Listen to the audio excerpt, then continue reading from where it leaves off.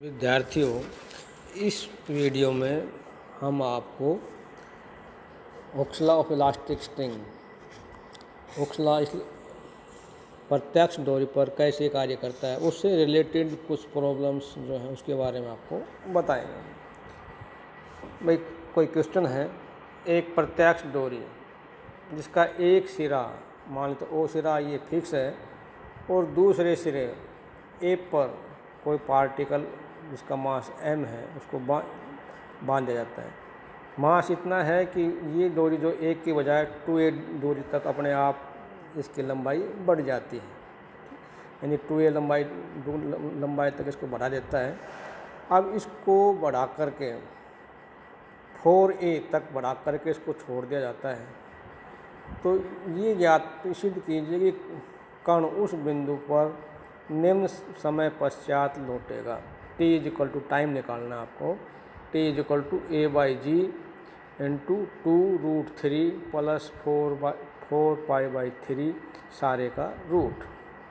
मान लेते हैं डोरी का एक सिरा ओ से बंधा हुआ है, दूसरे सिरे पर m द्रव्यमान का कोई कण बंधा है जो स्थैतिक संतुलन की अवस्था में बिंदु B पर है।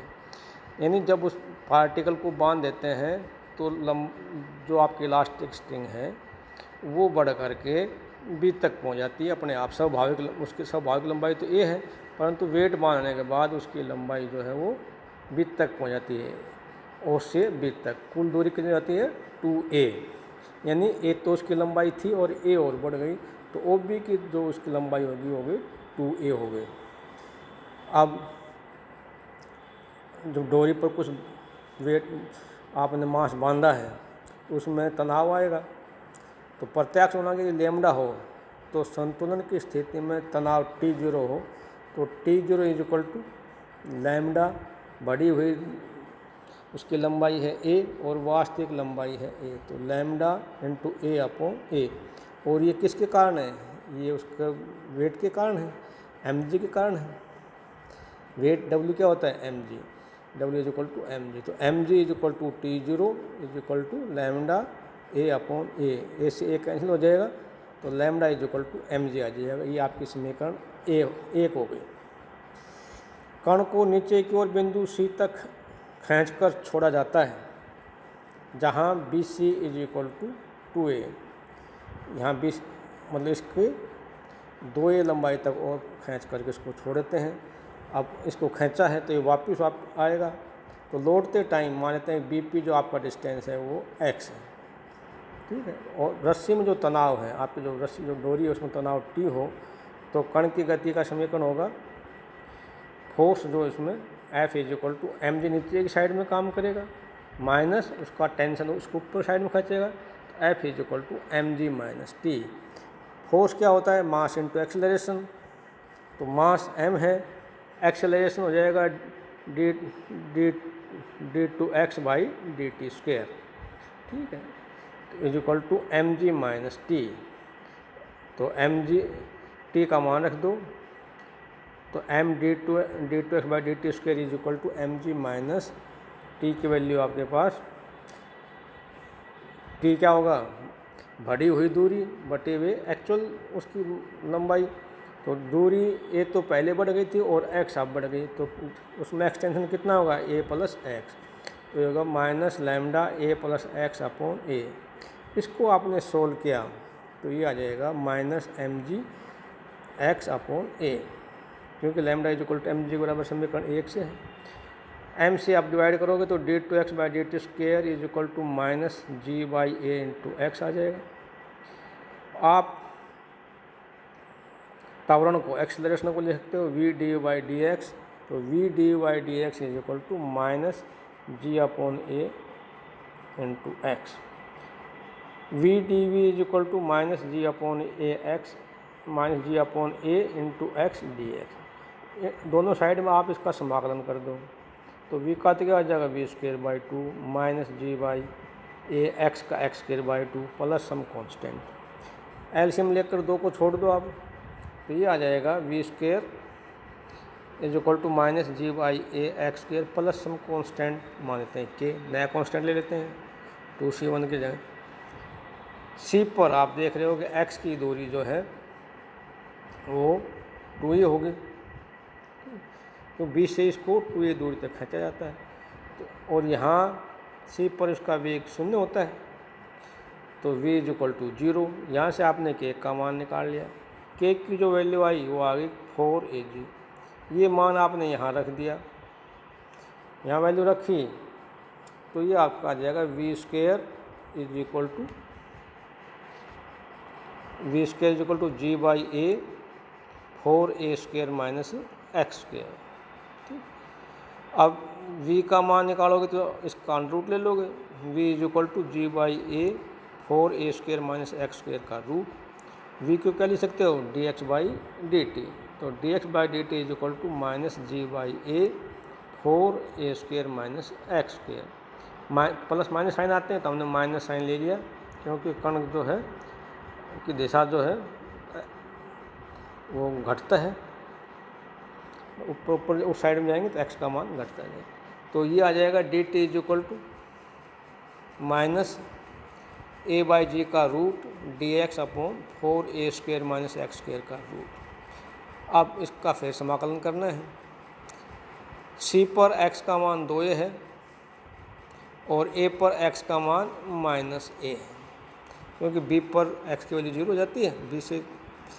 तो अगर समय c से a तक आने का टाइम t1 लगता हो तो इंटीग्रेशन करेंगे 0 से t1 dt is equal to minus a by g का रूट 2a से a, ये इंटीग्रेशन की लिमिट हो जाएगी dx upon 4a square minus x square का रूट।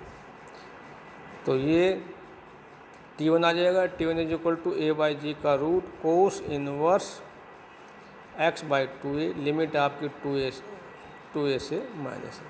आपने इसको सोल्व किया, मान रखा लिमिट का, तो ये सोल्व करने के बाद आपके पास आ गया a बाई जी का रूट एंड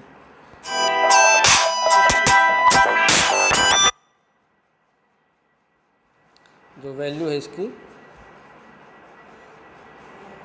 -1/2 का मान 120 पर होता है और कोस इनवर्स 1 0 पर होता है। तो ये a बाई जी 2π/3 आ जाएगा। ये समीकरण नंबर आपकी 4 हो गई। कण के बिंदु A पर पहुंचते ही डोरी अपनी स्वाभाविक लंबाई प्राप्त कर लेती है और उसमें तनाव समाप्त हो जाता है। फलतः A पर पहुंचते ही कण का सिंपल हार्मोनिक मोशन जो है समाप्त हो जाएगा और A के ऊपर वह गुरुत्वाकर्षण के अधीन गति करेगा। समीकरण 3 से A पर x is equal to minus a पर कण का वेग v square is equal to g by a, x का मान आपने x is equal to minus a रख दिया, तो एक्स स्क्वेयर तो a स्क्वेयर हो जाएगा। तो ये मान रखोगे आप तो ये 3Ag आ जाएगा। A के ऊपर विरामावस्था तक पहुंचने का समय अगर t2 हो तो आपको पता है वेलोसिटी होता है डिस्टेंस अपॉन टाइम। टाइम निकालोगे तो क्या जाएगा, वेलोसिटी अपॉन जो भी उसका वो है डिस्टेंस। तो ये आपके पास तो t2 is equal to v a upon g. ठीक है, ये आपका आ गया वी ए का मान आपने निकाल रखा है 3Ag अपॉन जी। ये आपकी वैल्यू आ गई। तो यहाँ जी से जी आपका आप काटोगे तो हाफ पावर नीचे बच जाएगी, t2 आ जाएगा आपके पास 3a बाई जी का रूट। C से चलकर विरामावस्था तक लिया गया समय यदि t1 प्लस t2 हो तो ये क्या हो जाएगा, t1 का मान आपके पास a बाई जी 2π/3 का रूट है प्लस 3a बाई जी आपने t2 का मान रख दिया। दोनों को आपने रखने के बाद इसको हल किया तो यह a बाई जी 2π/3 प्लस √3। अब चूँकि विरामावस्था बिंदु से C तक लौटने का समय t1 प्लस t2 ही होगा और जब ये वहाँ से वापस आएगा विरामावस्था से फिर वापस C पर आएगा तो टाइम उसका दुगना हो जाएगा। मैं सी से और विरामावस्था तक गया ऊपर, वहाँ तक का टाइम आपके पास T1 प्लस T2 है। फिर ऊपर जाने के बाद फिर वो वापस आएगा, क्योंकि सिंपल हार्मोनिक मोशन में ए से ऊपर जाती है, उसमें फिर तनाव वो हो जाएगा ना, फिर ऊपर से फिर नीचे आएगा।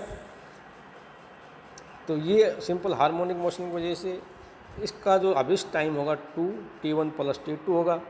तो T1 प्लस T2 आपका टाइम आपके पास है, इसको 2 से गुणा कर दिया तो ये हो जाएगा 2a/g का रूट 2π/3 प्लस √3। इसको आपने हल कर लिया तो a/g 2√3 प्लस 4π/3 का रूट। तो टाइम, टोटल टाइम जो इसका आने जाने का, ये आपके पास ये आ जाएगा और यही सिद्ध करना था। ठीक है, तो इस तरह आप ये क्वेश्चन सॉल्व कर सकते हो। अगले वीडियो में हम और आपको अगले बारे में कुछ चीज़ बताएंगे। धन्यवाद। ओके।